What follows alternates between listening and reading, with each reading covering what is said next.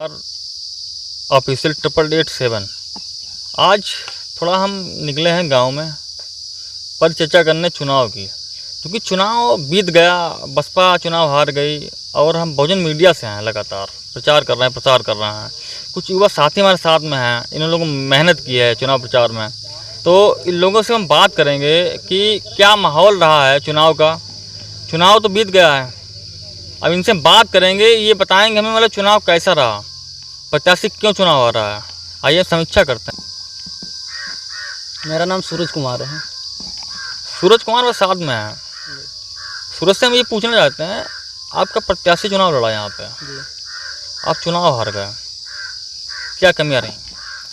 कमियां क्या रहीं? कमियां यही रहीं कि बसपा का जो प्रत्याशी था यहाँ पे वो बहुत लेट उतरा, और भी कमियां रहीं, मतलब प्रचार प्रसार भी लेट के कारण नहीं हो पाया सही से, यही कमियां। ये बात आप संगठन पे कह रहे हैं, प्रत्याशी कमज़ोर था या प्रत्याशी जो आया था वो लेट में उतरा या प्रत्याशी कमज़ोर था, कारण क्या है?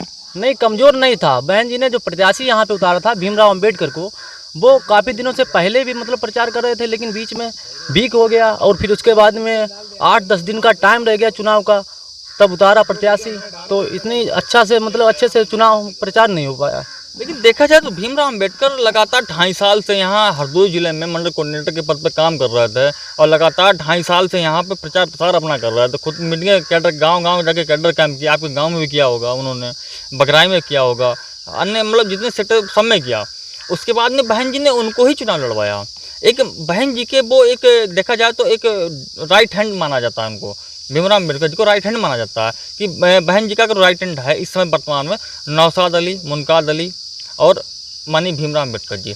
तो ये ऐसी सीट बाहुल सीट थी हरदोई की, तो मानी भीमराव अम्बेडकर जी को टिकट दिया। आप कह रहे हैं कि प्रचार प्रसार में कमियां रहीं, बहन जी ने प्रत्याशी लेट में उतारा। आप लोगों को पता था पहले ही कि अगर प्रत्याशी नहीं मिलता है तो भीमराव अम्बेडकर तैयारी कर रहे हैं, तो हो सकता है भीमराव अम्बेडकर लड़ाया जाए। नहीं, ऐसा था। देखिए, प्रचार प्रसार में कुछ कमियां रहीं। यहाँ सपा से उषा वर्मा थी, ठीक है, उनका प्रचार प्रसार बहुत तेज़ी से काफ़ी दिन पहले होता रहा। उसके बाद में सांसद जयप्रकाश रावत जी थे, अब वो तो मौजूदा सांसद थे, तो उनका भी प्रचार प्रसार अच्छे से हुआ। बसपा का जो प्रचार प्रसार था बहुत मतलब स्लो चल रहा था, उनके कार्यकर्ता भी स्लो थे, इसीलिए मतलब ऐसा हुआ। आप बसपाई हैं, आप बसपा कार्यकर्ता हैं, आपने एक ये बात कह दी है कि बसपा कार्यकर्ता स्लो थे, आप क्या कर रहे थे? मैं बसपा का कार्यकर्ता थोड़ी ना हूँ, मेरे पास कोई पद ही नहीं बसपा का है, मैं तो एक आम नागरिक हूँ। आप बसपाई हैं? बसपा ही नहीं है, हम इसको वोट देते हैं जो अच्छा काम करता है। अच्छा काम करें। लेकिन अब आपसे एक सवाल करते हैं हम कि अब 23 तारीख को लखनऊ में समीक्षा बैठक लगी, माननीय बहन जी ने बुलाया है जी, एक प्रदेश स्तर की समीक्षा बैठक लगी, वहाँ के प्रदेश के कार्यकर्ताओं को ही सिर्फ बुलाया गया है जी। तो क्या परिवर्तन देख रहे हैं 23 को, क्या परिवर्तन होने वाला है?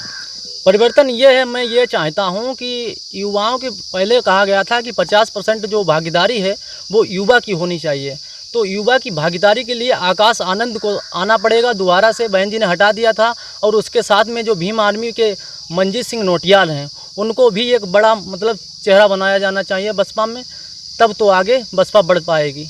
लेकिन देखा जाए, अगर आपने कहा है मंजीत नोटियाल को आना चाहिए जी, और आकाश जी को आना चाहिए, एक प्रकाश भी है बसपा का, एक पूर्व नेता है प्रकाश जयप्रकाश जी, जी। उनके बारे में शायद आप जानते होंगे, नाम सुना होगा।